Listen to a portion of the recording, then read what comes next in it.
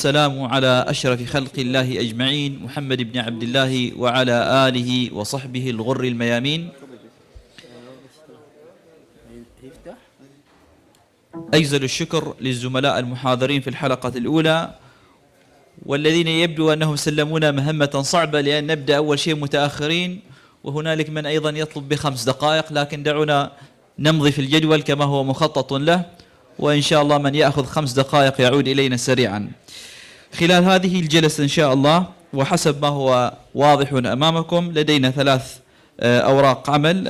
الأولى بعنوان تأثير التوعية والموارد البشرية على تطوير تقنية النانو في إيران للأستاذ الدكتور سعيد سركار، والثانية الاستراتيجية التربوية الوطنية للتثقيف والتعليم بتقنية النانو دكتور خليفة العزري، وأخيرا تطبيقات النانو الأستاذة بشرى شملان. فنتطلع جميعا للاستماع لهذه الأوراق ال3، وأدعو بداية الأستاذ الدكتور سعيد هي مقدم نفس الشيء اليوم عنده مداخلة. أدعو الدكتور سعيد سركار لتقديم ورقته، و ما موجود.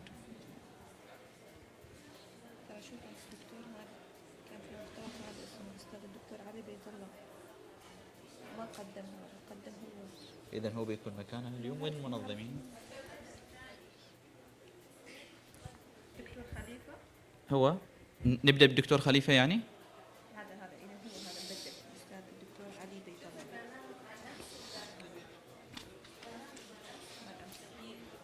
إذن اليوم بيكون دكتور علي بيت الله. علي بيت الله. أيوة. أوكي. طيب، بناء على الملاحظة التي في وقتها متأخرة بعض الشيء من الزملاء، ستكون المحاضرة للأستاذ الدكتور علي بيت الله تحت عنوان برامج وأنشطة تحديد معايير السلامة لتقنية النانو في إيران. هو موجود؟ كلهم طلعوا في الاستراحة حتى المحاضرين؟ يعني وين المنظمين؟ أستاذة فاطمة، إما إنكم تعطوهم 5 دقائق ونبدأ بعد ذلك، وإما يعني إن نسير كما هو مخطط له. هي بس البرنامج واضح أعتقد. وين المحاضر موجود أهم شيء؟ أوكي.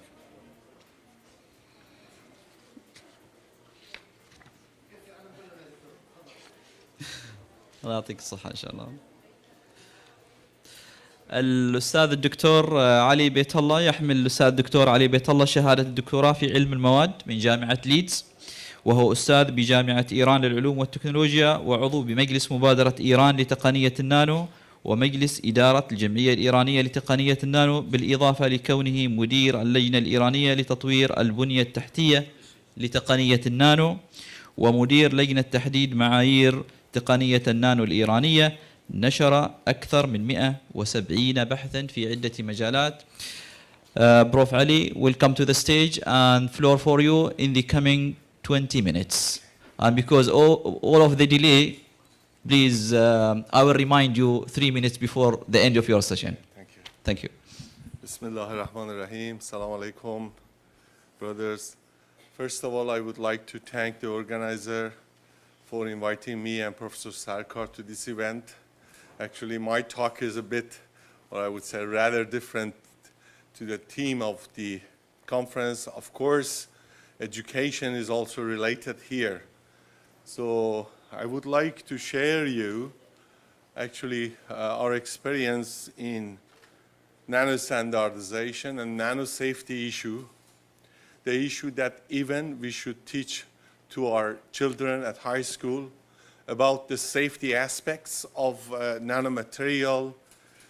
And also, when we invest on nanotechnology, for sure, the issue of commercialization there and standards is an important, actually, program that is going to be considered.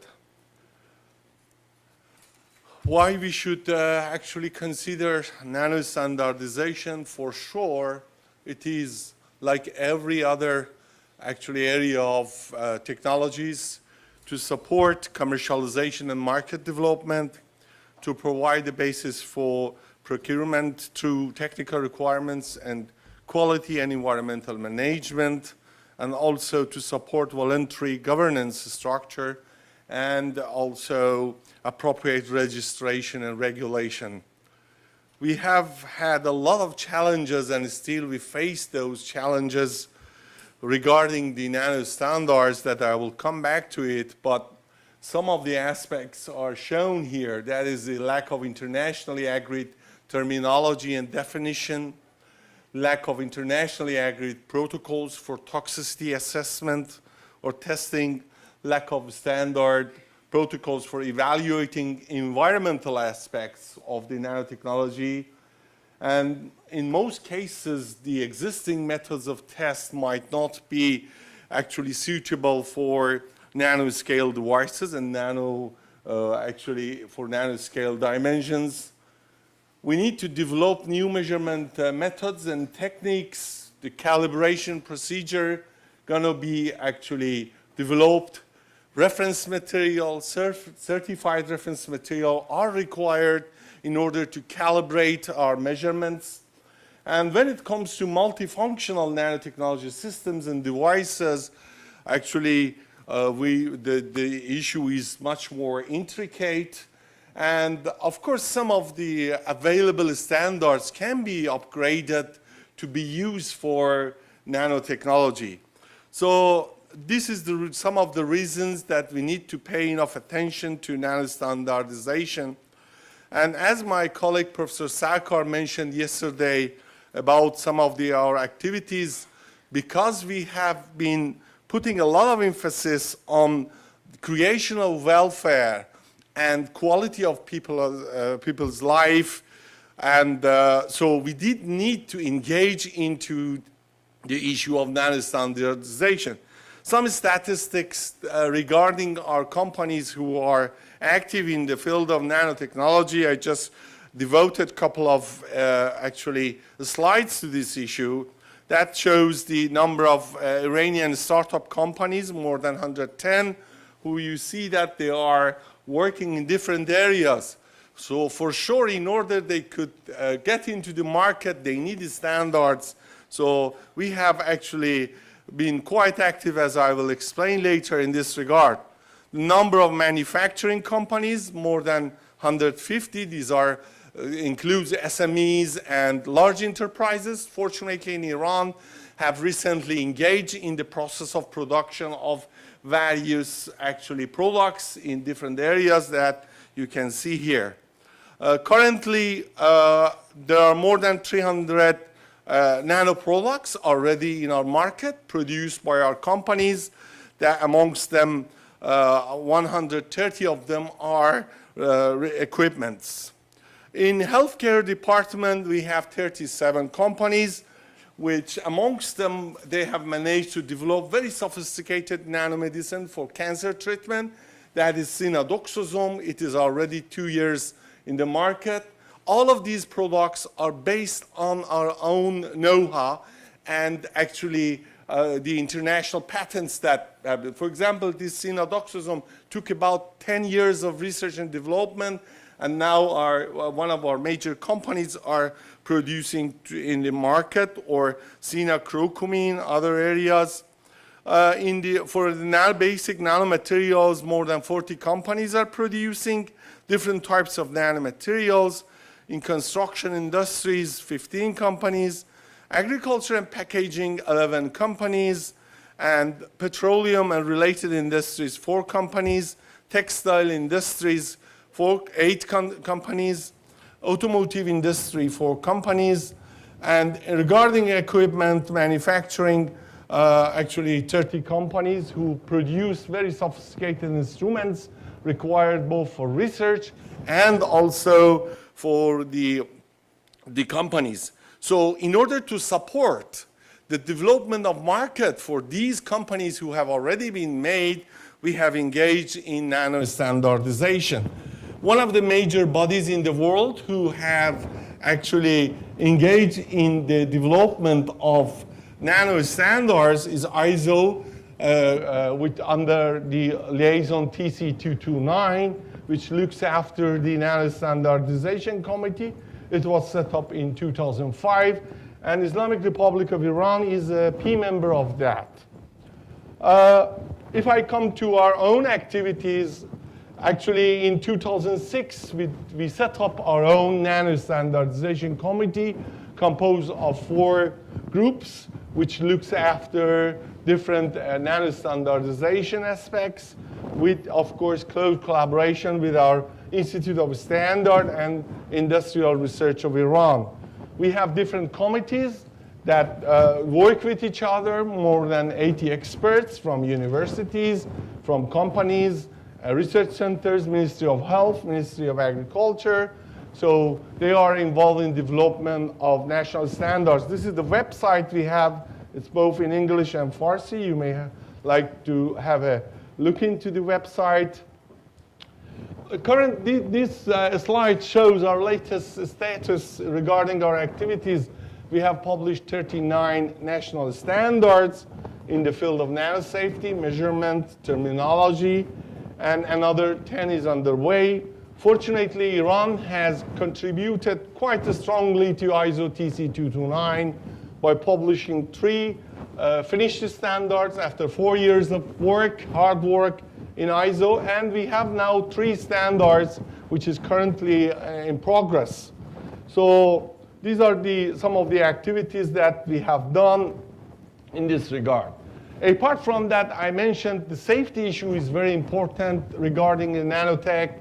And even for education at high school, I think we need to pay attention to that as well. Every technology has good aspects and meantime bad aspects. We need to define the red border beyond which we should not go. So we have established a committee in Iran Food and Drug Agency. We call it Nano FDA of Iran. They are responsible for the development of the protocols for safety and toxicity assessment of nanomaterial. Also, we have set up such a committee in the Ministry of Agriculture because of the nanomaterial applications and nanotechnology applications in the agricultural department. We have developed a comprehensive database for nanotechnology standards and safety, which is accessible for everyone. And also we support through INIC, we provide grants for master and PhD theses related to nanotechnology standardization and safety issues. We have had quite numbers of workshops and seminars devoted to the standards. Again, here training is involved to help the scientists and researchers to come up with the drafting and developing national and international standards to deal with the nanomaterial risk assessments, safety standards. So this has been a couple of few actually activities that we have done regarding the public awareness for nano-standardization and nano-safety issue. Also, again, various international congresses that we have held during the last couple of years. We have set up Iran Nano Safety Network. This is a very important area. Even for those countries who do not want to engage in production of nanomaterial, they should be assured of the safety issues of nanomaterial. So in Iran, both for the products that we produce now in Iran, and also the goods are imported to Iran, the nano products are imported, so we have set up this network that it tries to network researchers, experts, and research institutes and industrial units in the relevant field of nano safety. They help us in defining our national priorities, and also they help us in drafting national and international standards, guidelines, and regulations in the field of nano EHS. This is the structure of nano safety network that we have developed. You can see it is composed of 4 working groups: occupational safety working group, human health working group, environmental health working group, and nanoethics, which is also very important. So for every of these working groups, they have their own scope, and they involve in various issues. For example, for this environmental health, the issues like life cycle analysis of nanomaterial, fate of nanomaterial in environment, and risk management and effects of nanomaterials on ecosystem are their tasks that they follow. Also for occupational safety, you can see, due to the lack of time, I cannot go through all of them, that they are involved in various actually activities.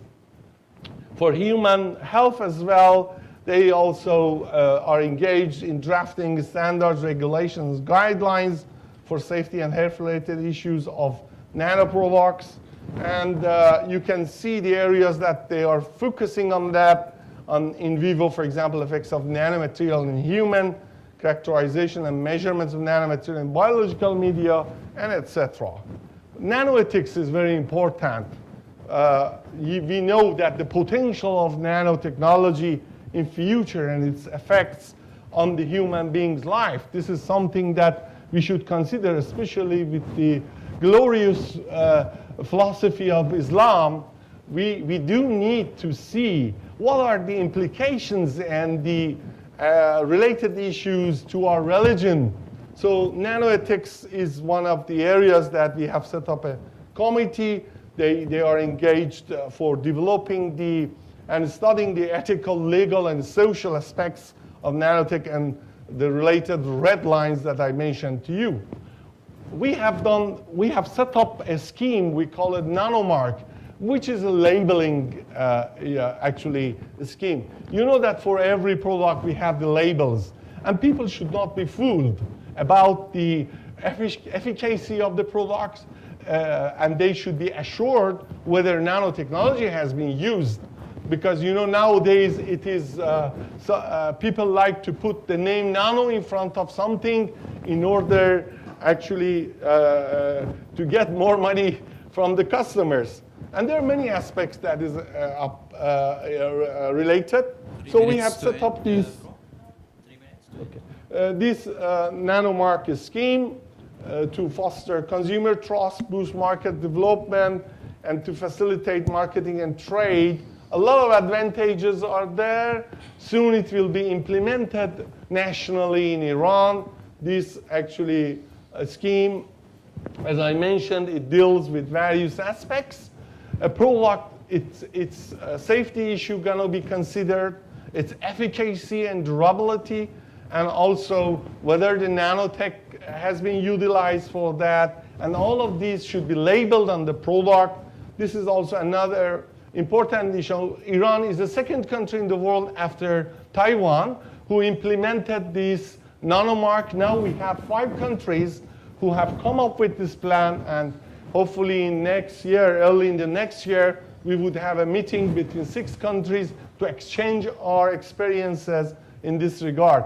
Just this is a slide show that how we have engaged various important players for giving such certificate, that is the nano label. All of the major players are actually considered in order to provide such labels. My last slide actually is related to our future program. We have a plan to actually prepare more than 300 national standards in the next 5 years, and also 30 international standards. We would like to, we will soon implement our Nanomark scheme, both nationally for the imported goods and also for our own produced products. And also we want to establish our own national nanometrology lab. That is another issue that due to the lack of time I cannot get into that. And also we have been focusing also on developing of reference material. By the way, I should not forget to share you this actually poster. This is one of the most reputable conferences. in Kish Island, which is not that far from Muscat. I hope that some of you could have the time to come. There will be more than 1,000 people. A couple of you Nobel laureates are actually invited, and many Iranian scientists, researchers are there, so it is a very good platform for networking. And so this is between 7th to 10th of March that is going to be taken. Finally, I want to mention that really I'm very happy that our brothers in Oman country and other friend are Muslim countries like Saudi Arabia, like Emirates, like Kuwait, they have all realized the importance of this technology, and we are ready really to share whatever we have with each other, because our region needs close collaboration, and we know that soon we will get run out of the oil. We see the impact of the lowering the price of the oil nowadays, and there are a lot of good actually infrastructure in our countries, universities, and also very smart people that we have in this region. I think our scientists, researchers, and companies can work with each other. And as my colleague Professor Sarkar mentioned, yes, sir, we are happy really that we see the attention of our brother countries to this very important issue, that we should not miss it. We missed some of the technologies before, like electronic, like IT. Let's not to miss it. And thank you for your attention.